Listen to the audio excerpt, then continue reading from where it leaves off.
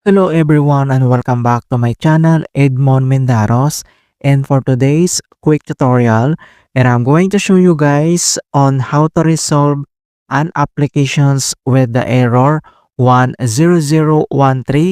Unexpected socket error occurred. An attempt was made to access a socket in a way forbidden by its access permissions with the error code 10013.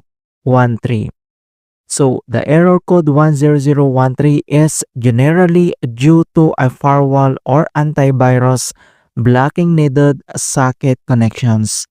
Kung paano ba natin ito i-fix, and without further ado, and let's go ahead. So all you have to do is to open up on the search menu, and dito sa search for apps, so kailangan mo lang i-type dito yung services and i-click mo lang dito yung open. And once na-open mo na tong services and services local, so dito lang sa right side ay kailangan lang natin i-locate dito yung internet connection settings. So scroll down lang tayo and then hanapin natin dito yung internet connections sharings or ICS. So ang gagawin natin dito is select and double click. And dito lang sa kanyang general at dito lang sa startup type. So i-select mo lang dito yung disabled. And then, dito lang sa stop ay click mo lang yung stop. And then, next, i-click mo lang dito yung apply. And then, click mo lang dito yung okay. Alright, so after dito sa services and other solution na pwede natin gawin is to restart internet information services. Kung paano ba yan natin gawin, all you have to do is to open up again on the search menu.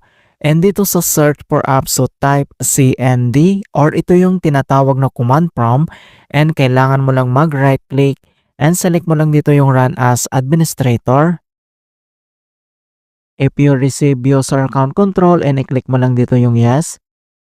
And dito sa administrator command prompt ay kailangan lang natin i-enter yung command keyword na IIS reset. Okay, so kailangan mo lang i-type yung command keyword na IIS reset. So all small letter lahat in one word, and press mo lang yung enter. And wait natin ma-complete yung process. Alright, so after dito sa CMD, so successfully stop and then close lang natin yan. And the other solution na pwede natin gawin is to temporarily disable firewall. Kung paano ba yan natin gawin, all you have to do is to open up again on the search menu. And dito sa search for apps, so type mo lang dito yung control panel. And then, i-click mo lang dito yung open. And dito lang sa upper right side, i-click mo lang yung arrow na yan. And select mo lang dito yung large icons para makita mo lahat yung settings. And next step, kailangan mo lang i-select dito yung Windows Defender Firewall. So, click mo lang yan. And dito sa left side menu, and select mo lang dito yung Turn Windows Defender Firewall on or off. So, click mo lang yan. And then dito sa kanyang customized settings for each type of network. So, dito sa private network settings ay select mo lang dito yung Turn Off Windows Defender Firewall. So, turn off. And then dito sa kanyang public network settings, and then select mo lang dito yung Turn Off Windows Defender Firewall. So, check mo lang yan.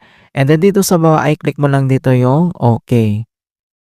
Alright, so after dito and the other solutions ang ating gagawin, so dito lang sa start menu and kailangan mo lang mag-restart. Okay, click mo lang yan.